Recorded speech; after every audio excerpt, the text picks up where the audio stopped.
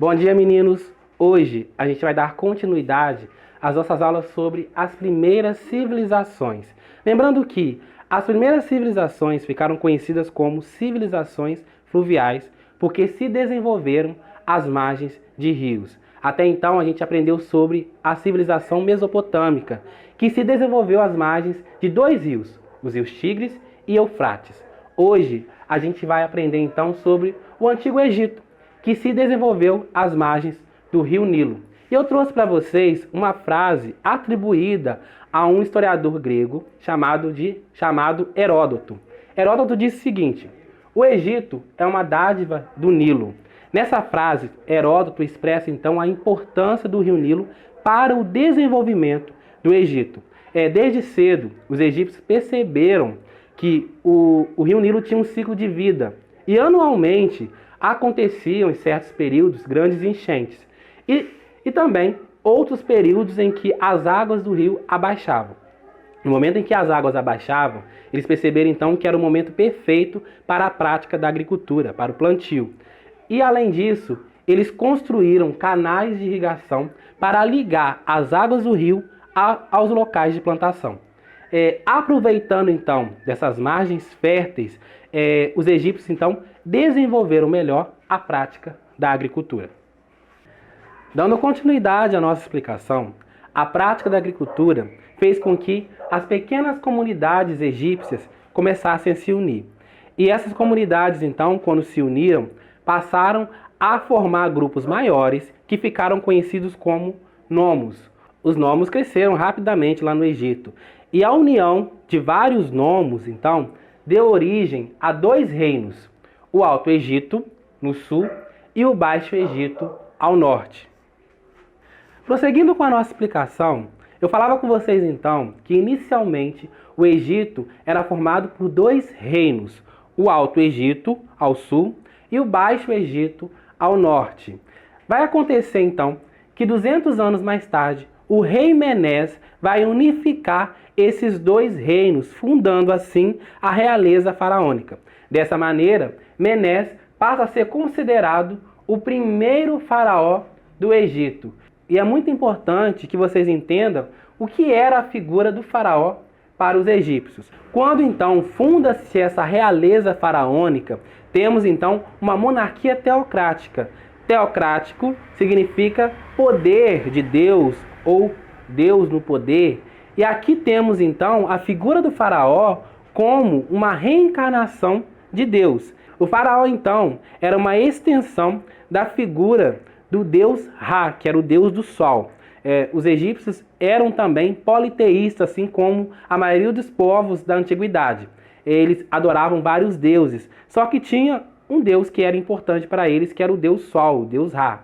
E o faraó, então, era uma reencarnação desse deus, era uma figura de extrema importância para os egípcios. Ele tinha uma responsabilidade, então, de governar a terra com equilíbrio e harmonia. Dando continuidade à nossa explicação, eu quero que vocês se atentem aqui à divisão política do Antigo Egito. Temos, então, três fases importantes nessa divisão política. Temos o Antigo Império, o Médio Império e o Novo Império ou Alto Império. Aqui, então, no Antigo Império, temos como destaque a construção das grandes pirâmides de Gizé, que vocês já devem conhecer de filmes, livros, entre outras coisas aí. E também temos o centro político localizado em Mênfis. Na maior parte, então, do Antigo Império, o centro político era localizado na cidade de Mênfis, ao norte. No Médio Império, temos a transferência desse centro político para Tebas, no Alto Egito, ou seja, no sul. E o desenvolvimento da cultura. Nesse desenvolvimento cultural, temos o desenvolvimento de técnicas de arquitetura para as grandes construções que irão acontecer nesse período, e também temos a escrita hieroglífica. Lembram que lá na Mesopotâmia a gente estudou sobre a escrita cuneiforme, que era então o registro escrito dos mesopotâmicos? Os egípcios então têm o seu sistema de escrita chamada hieroglífica. Esse sistema de escrita não era usado somente para a contabilidade, mas também para o registro da literatura egípcia.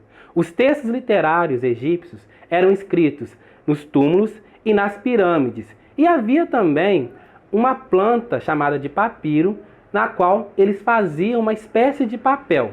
Esses textos tinham a natureza religiosa e filosófica, que refletiam sobre a vida, sobre esta vida aqui na Terra, e a vida após a morte. Um exemplo de um texto da literatura egípcia é a Canção do Arpista, que relata a descrença em relação à vida após a morte, sugerindo o valor aos prazeres desse mundo. Também destaco como outro exemplo da literatura egípcia o diálogo de um misantropo com sua alma. Nesse texto, há a condenação das injustiças que acontecem aqui na Terra e uma exaltação à vida após a morte. Aqui no Novo Império, ou Alto Império, temos a extensão dos domínios egípcios. Os faraós desse período vão estender os seus domínios para a Palestina, a Síria, a Ásia Menor e a Núbia. Dando continuidade à nossa explicação, eu quero que vocês se atentem a essa questão que eu coloquei aqui no quadro.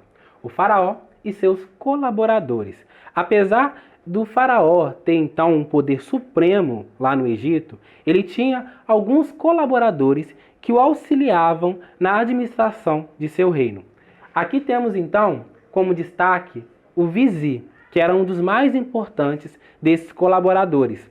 Por quê? Ele era responsável por presidir os tribunais de justiça e, além disso, também era responsável pela cobrança dos impostos. Outros colaboradores importantes do Egito eram os sacerdotes, responsáveis pela administração dos templos e pelas questões religiosas, né? Quando a gente fala de sacerdotes, você já deve logo lembrar da questão da religiosidade. Também temos os escribas.